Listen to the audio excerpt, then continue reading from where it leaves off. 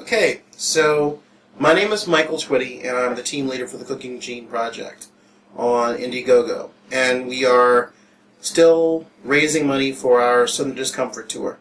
Look us up on Indiegogo.com, where the Cooking Gene Southern Discomfort Tour.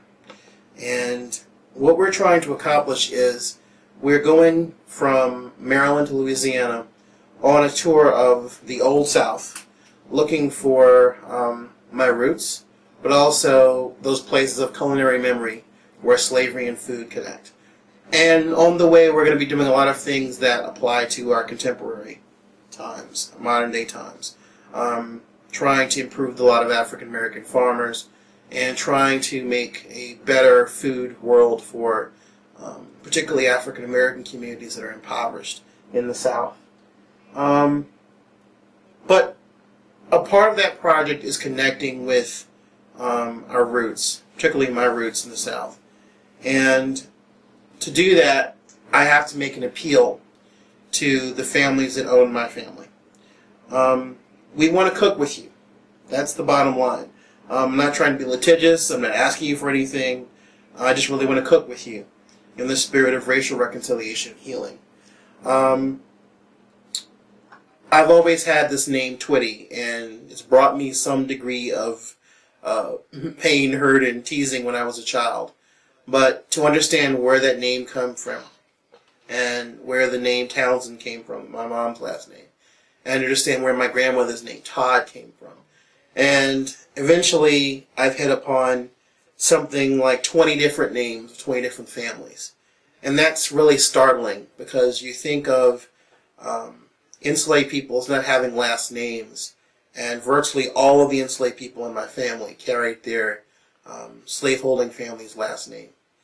A lot of that's because, I'm related to you guys. I'm related to the Bellamy's and the Mungos and the Pates, at least. Possibly the other families as well. But at this stage in the game, I want to do something that most African Americans rarely do, which is reach out to the families that owned their families. We are cousins, or we are people who share the same American history. And to do this project right, and to reach out to people and to set an example for others, we hope that if you hear your family name being called, that you will not take it as an insult or as calling you out, but rather this is the fastest, cheapest way to reach out to everybody in an agreeable fashion. So with that, we're starting our journey in Maryland and Virginia. So in the state of Virginia, we want to talk to the Todd family that was based around Richmond City in the late 18th century, early 19th century. We're looking for the Saunders and Bookers families. The Bookers and the Saunders and the Mitchells lived in central Virginia. Prince Edward County particularly, Amelia County, Buckingham County, Lynchburg. We're looking in North Carolina for the Bellamy's. My great-great-great-grandfather, Richard Henry Bellamy, was in the Confederate Army. He was born in North Carolina in the 1820s. His family lived in Edgecombe and Nash counties, North Carolina, and then relocated to Russell County, Alabama.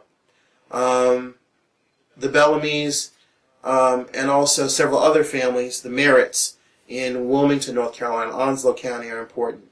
And there are probably some other connections to the Lewis family and other groups in North Carolina. In the state of Alabama, we're looking for the Hughes, Hancock, Townsend, and the Bellamy families. The Hughes and Hancock families lived in Coosa and Tallapoosa counties, Alabama. The Dunns also. The Dunn family of Monroe County, Alabama. The Townsends of Madison and Jackson counties, Alabama in the north. I'm well aware that the Townsends had large plantations, innumerable wealth from cotton in the north of Alabama. And it was a famous case where my ancestors could have been freed, but apparently they were not. So we are looking for the descendants of the Townsend family. In South Carolina, a major part of our story, the Twitties, of course, the Mungos, the Reeves, the Haynes family in Charleston, South Carolina. We're looking for you. We want to know where our forefathers and foremothers worked, where they lived. Are there any cabins left? We don't know any of this information. We know birthplaces, dates, counties, but I've never seen one place that was a plantation where my forefathers lived. I hope that you understand that this comes from a place of love and understanding, not anger. It makes me emotional to talk about because I think everybody understands the legacy of slavery is that it left us without our African names, left us without. Sometimes it destroyed our families' connections to each other. I might want to make a special plug here for the descendants of a lady named Mandy Todd, who was from Virginia, who lived in Tennessee. In about 1850, Mandy was sold away from her mother and brothers, who were sold to Alabama, Russell County, Alabama. And according to my uncle's research, her brothers found her in Tennessee. So if you descend from a woman named Mandy, I'm your cousin.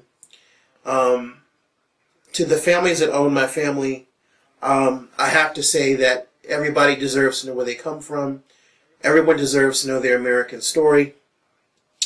Everyone deserves to know the work, the legacy of the work that their forefathers left for them, their foremothers left for them. And this project can't possibly mean anything if I don't see the land and the people with whom I connect.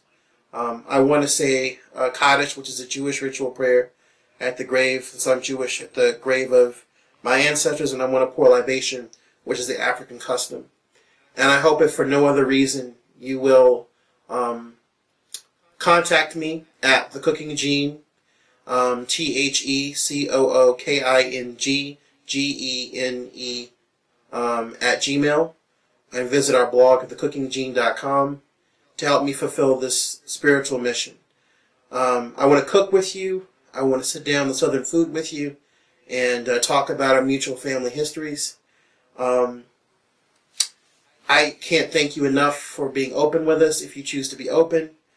And I really hope that we can begin a meaningful dialogue and sit at the table of brotherhood, like Dr. King said, that one day the sons of former slaves, the sons of former slave owners would sit down at the table of brotherhood.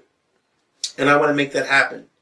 But I can't make it happen unless we start a dialogue with each other and really sort of come together as an American family. So, I want to thank you and welcome you, and please get a hold of us. Thanks.